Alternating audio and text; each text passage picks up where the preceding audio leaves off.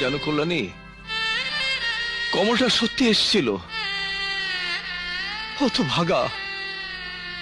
আমার মুখের কথাটাই বড় হলো। আরে আমি ওর দাদা, একবারটি দেখা করে যেতে পারলো না।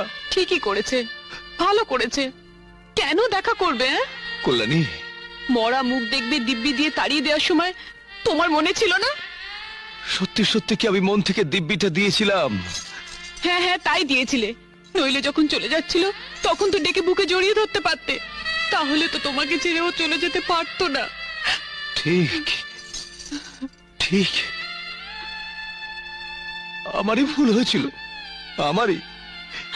আরে আমার ভালোবাসা, আমার অভিমানের কোনো দাম নেই। আমি যদি সৎ ভাই, আমি যদি সৎ।